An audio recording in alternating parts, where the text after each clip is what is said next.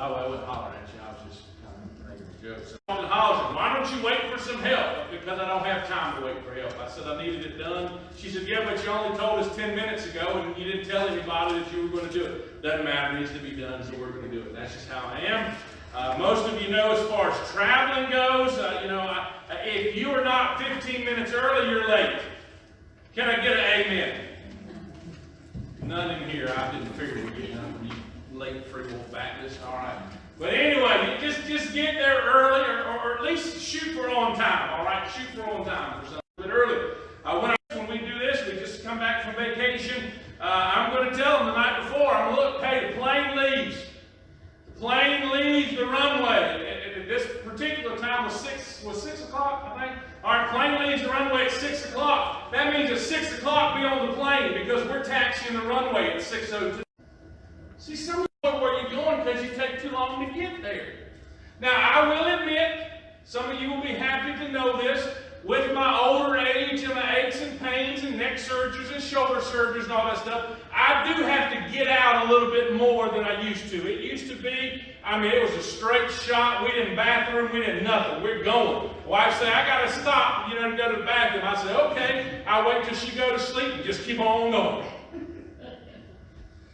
So, I do have to stop. I try to stop about every 2. Ain't no shot. Ain't no, let's go over here. Let's go look over here. Well, I saw this, but no rest area. There's a vending machine. If you're going to spend $35 for a Coke, you can go over there. But other than that, we're going to go, stretch, use the restroom, get in the car, get to where we're going. Amen?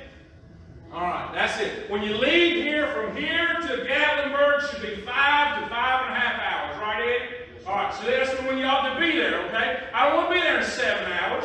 All right, I ain't got nowhere I got to see on the way here to there. All right, I want to be there. All right, because that's where we're going. I am impatient. Guilty. That's me. Okay? But I will tell you something, in the ministry side of things, and in the spiritual side of things, God has taught me, stop being so impatient. Sometimes we just got to wait on God. Most of you know the story when I first got into the ministry, first answered the call to preach and left for Bible college. Angie was about to give birth to Sarah. You know the story. Most of you don't. If you don't, I'll tell you later on. I'm not going to say it again today. But basically, she spent her first 10 days of life in the NICU unit. And I remember going, God, what world are you doing?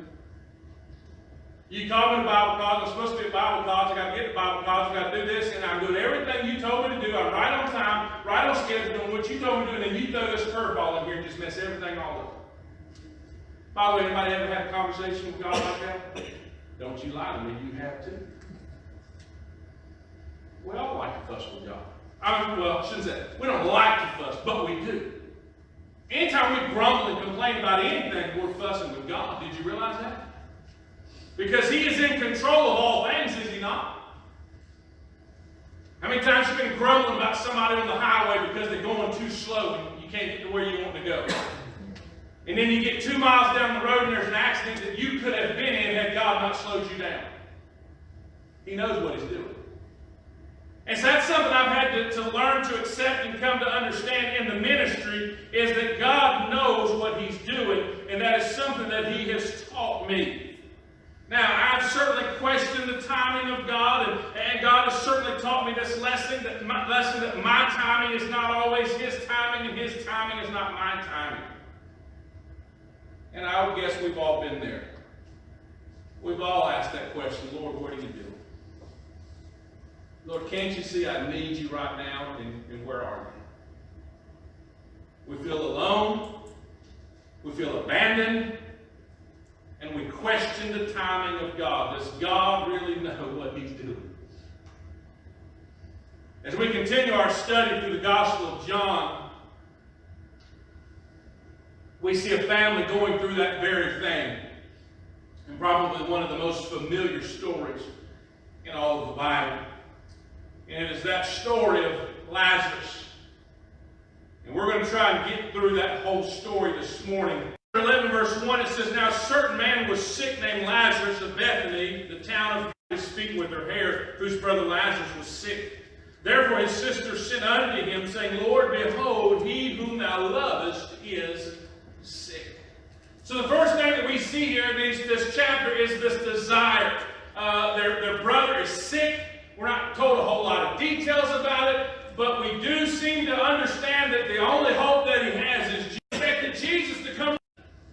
Because it says here, thou whom thou lovest is sick. This is not just some ordinary family. This is not somebody that has come in contact with Jesus once or twice. This was a family that was special. You, whether it been a sickness, whether it been a financial need, whether it been a relationship need, whatever it may be, we've been in that boat where we've said, God, we need you. But look at what happens in verses 4. Desire is met with a delay. When Jesus heard that he said, this sickness is not unto death, but for the glory of God, that the Son of God might be glorified thereby. Now Jesus loved Martha and her sister. How many have been on the other end of that? Daddy's sick. So-and-so sick. What do? We drop everything that we're doing. We get in the car and we head on. Been there? You know? Especially if it's somebody locally here that you get to quickly. You know, for us, all of our families up in Virginia, but I can tell you there's been numerous times where everything has been dropped right like that and we're heading on the way. You know, we're getting ready to leave Pigeon Forge on Tuesday morning, and I get this call at 7 o'clock Tuesday that they had taken my brother to the hospital and they thought that he had a stroke. Because you can't see him. So even if I went, I couldn't see him. So Nancy said, what are you going to do? I said, well, I'm going to wait till I hear what's going on. Fortunately, we found out that it was not a stroke, that it was a reaction to a severe migraine and some other things. Well, verse 4 tells us, yeah, he did. He understood how desperate it was, but he also understood that everything that was happening was in the Lord's timing. Again, look back at verse 4. He said, this sickness is not unto death, but that the glory of God, but for the glory of God, that the Son of God might be glorified thereby. He said, there's a reason for what's happening. Folks, that's what we need to understand, as hard as it is to understand, especially when life turns upside down, is that God has a reason. In Jesus, Lazarus. It wasn't due to a lack of compassion for this family. It wasn't that, I just don't care about.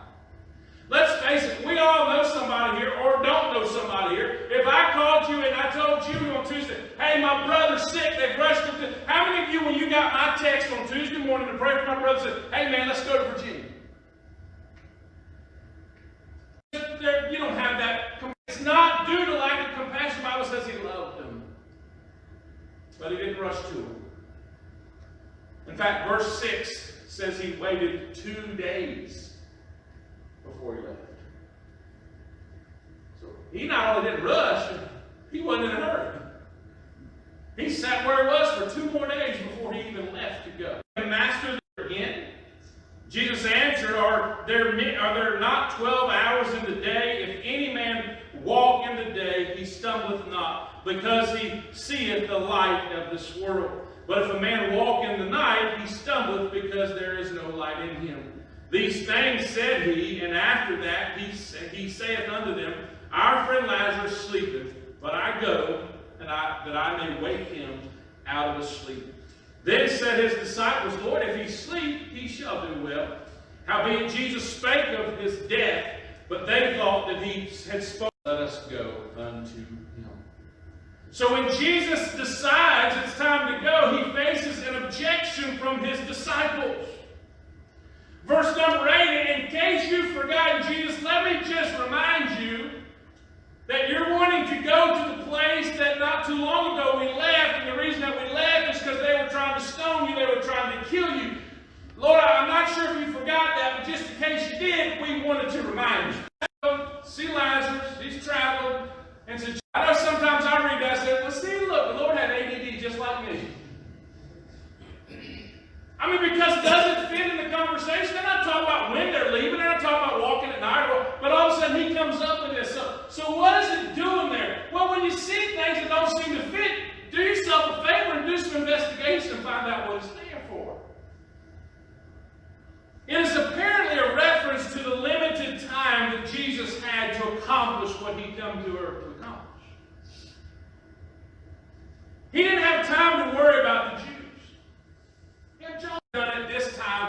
this is how it's supposed to work out. God knows how things are supposed to work out. Now, it could also be a reference to the fact that they're worried about him being killed, and Jesus says, hey, if you walk, don't worry about it. Well, then in verses 11 through 14, the task at hand that we see here was to raise Lazarus from the dead. But he confuses him because he talks about he's asleep. The Bible often refers to death as sleep. And just like it does for many people reading the Bible today, it confused the disciples. Because 14 make it clear in a nap. Jesus says Lazarus is dead.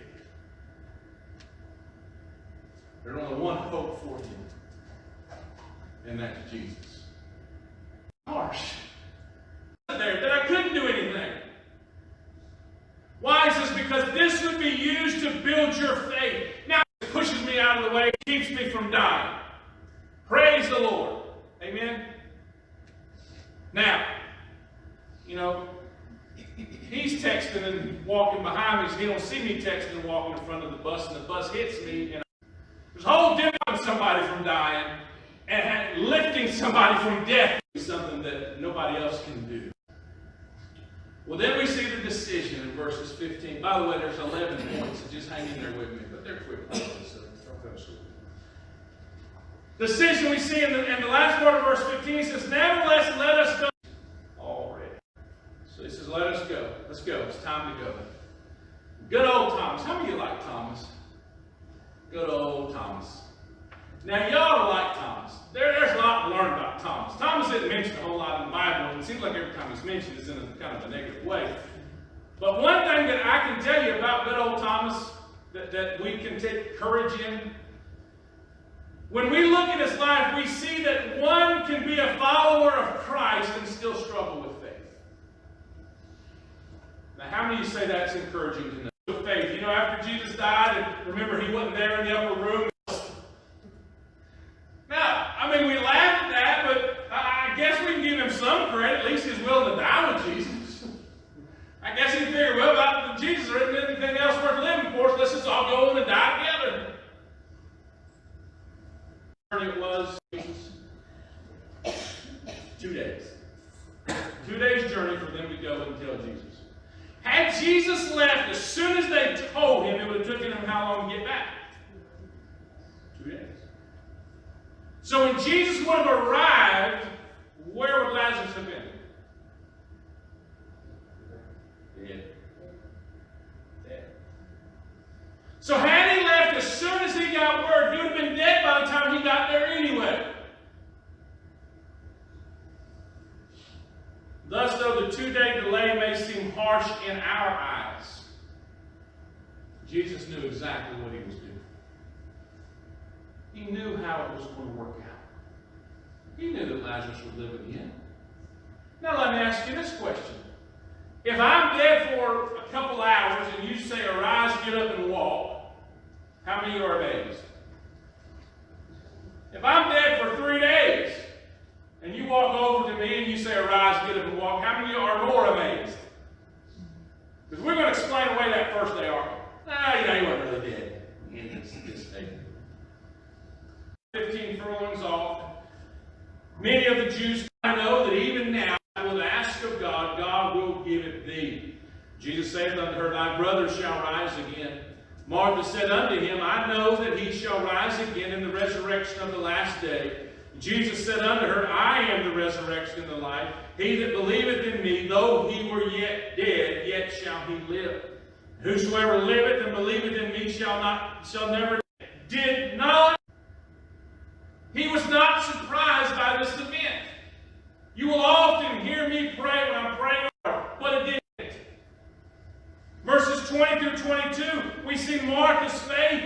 Even though she's hurting, even though she's lost her brother, she comes and says, Lord, if you would have been here, he wouldn't be dead. But even now, Lord, if you want to, you can fix this. You can fix this if you want to, Lord. You can undo all of this. And then we see one of the greatest lessons of faith in all the Bible unfold here in verses 23 through 26. Jesus is able to teach her through her hurt. Yes, she's hurting. Yes, she's feeling this loss of her brother, but she's still listening to the Lord, and He's able to use what she's feeling to teach her. I don't understand, and will never understand, why when people are hurt, they run away from the church. They leave the house of God. They leave the Lord. I will never understand that, because that's where you need to be. Because the greatest lessons that God can teach us are during those times of hurt, because He will show us no matter how bad we're hurting, He is there for us. But if we abandon Him, how can He show us that He's there? He says Lazarus will live again. And they wouldn't have to wait till the resurrection day for that to happen. Jesus says, I am the resurrection and the life. And then He shows that we will never see death.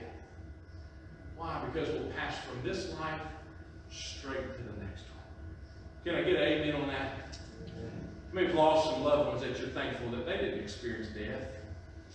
I can promise you this, we heard a lot more than they did.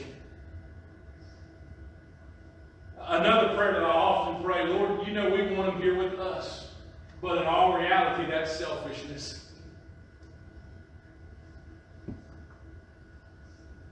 Because look at what we're going through. Would you wish this year on anybody? I know one thing, if I was dead, He'd pray me back in verse 27. Folks, anything that happens in our life that causes our faith to increase is a blessing. It might not be easy. Directive in verse 9, when she had said, she went her way and called Mary, her sister, secretly, saying, the Master is come and calleth for thee. As soon as she heard that, she arose quickly and came unto Him.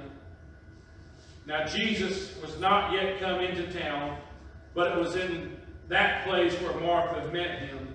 The Jews then which were with her in the house and comforted her, when they saw Mary, that she arose up hastily and went out, followed her, saying, she goeth unto the grave to weep there. So after this encounter with Jesus, Martha returns to her sister Mary and lets her know that Jesus is asking for her. We don't know what kept her from going the first time. But we do see, as she heard this time, Mary gets up and goes. I love what it says here. It says, as soon as she heard that, she rose quickly and came unto Him. Why? Because, verse 28, the Master is come and called for thee. I wonder how many times we close out a service in here on a Sunday morning that the Master has come and is calling for you, speaking to your heart. I wonder what would happen if you get up and hurriedly come down to this altar and meet with Him, just like Mary did to go meet with Him there. I wonder what kind of blessing might be waiting for us if we would hear the voice of the Master and respond to that call. Then we see the desperation, verses 32 through 35. Then when Mary was come where Jesus was and saw Him, she fell down at His feet, saying, Peggy's memory verse. Jesus fell down at His feet. And we hear, Lord, if you would have been here, my brother would not be dead. It's very clear that she did not understand the Lord's timing. If anyone could have stopped this from happening, because we know God's plans, it doesn't take the hurt away when difficult times come. But we also, even though He has a power, He's still there step by step to guide them through, and He is still hurting when they hurt. We hurt. We hurt because they're hurt. Jesus knows it's going to be okay, but He's hurting because they're hurting. Then we see the discussion of verses 36 to 38. Then said the Jews, behold, how He loved Him. And some of them said, could not this man which opened the eyes of the blind have caused that even this man should not have died? Jesus, therefore, again groaning in himself, coming to the grave, and from dying. That kind of authority over death. And as they're contemplating that, the Bible says they arrive at the picture of him that was dead. Lord, by this time he stinketh, for he hath been dead 4 days. Jesus said unto her, Said I not unto thee that if thou wouldest believe, thou shouldest see the glory of God? I'm not going to ask you to raise your hand on disease, praying that God heals them all the time in the back of your mind, thinking they're not going to be healed. We've seen people healed. We've seen God do it. For whatever reason, we just don't think he's going to do it for us. Verse 39, we see here that the hope is gone. They've given up. Lord, by now he's stinking. What are we even doing here?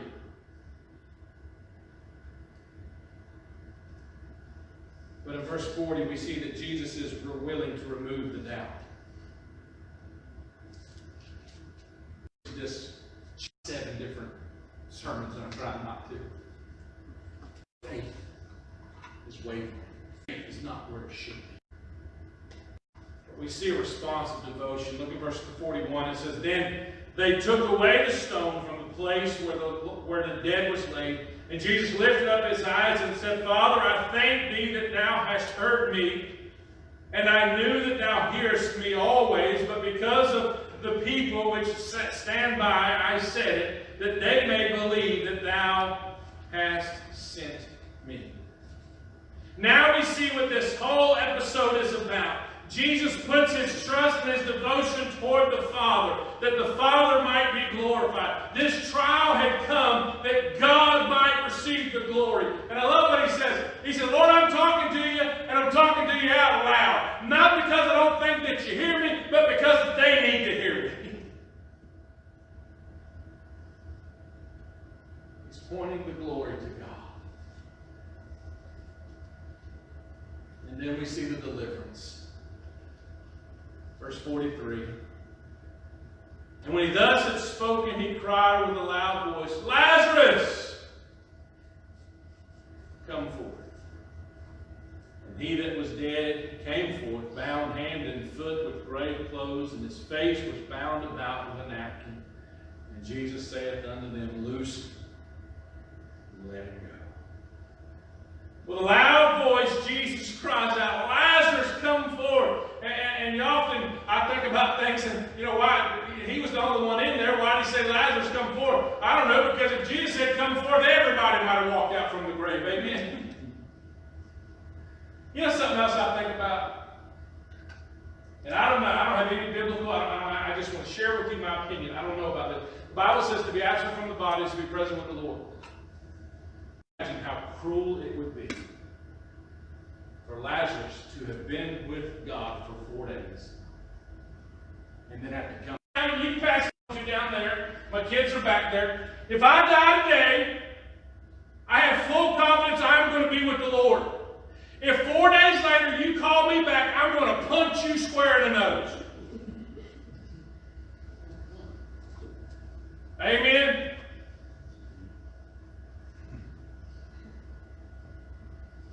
But remember, this wasn't about Lazarus, this was about God. But I also love what he said. We come and we give our life to Jesus Christ and we surrender over to him. He takes all that debt, all that sin, and he looses us. And he lets us go. Free from that weight and bondage. Probably one of the most familiar stories in all the Bible, and as I said, I could preach it for 7 Sundays, but I want to try to fit it into the day. But it's a story we need to hear. Why? Because some of you are there this morning. Maybe you're hurting. Maybe it's family conflicts. Maybe it's medical struggles. Maybe you're just simply confused about why you're facing what you're facing. You know that he has designed, but you still find yourself in a state of desperation and maybe even doubt. Half of Lazarus and his sisters. We have to turn to God. That he hears us and that he cares. Work together for good to them that according to his purpose. Do you love Him? Do you serve Him? Are you faithfully following Him? If you do, the Bible says everything's going to work together for good. 1 Peter 5:7, casting all your... If you want to know what that means, you want... That's what He's saying. I'm going to comfort you. I'm going to give you that kind of comfort. Matthew 11:28, come unto me all you that labor and heavy laden, and I will give you rest. Life hurts right now. No matter how... Listen to me. Don't get so caught up in your problems that you forget about His promises. God has brought you to this point, to this trial, for a reason. My strength. Church, you can trust Him today. Whatever you're facing, whatever you're going through, you can trust Him. You just need to put your faith in Him. Put your time in His time. Stop living in your problems and start living in His promises. And He will loose you and He'll let you go. If you follow. Where are you at today? Maybe it's something that you're personally going through. Maybe it's something that somebody that you care about is going through. Maybe it's something that somebody that you know is going through. I'm going to tell you, if you can go through it, this seems to be the year to go through it. Amen?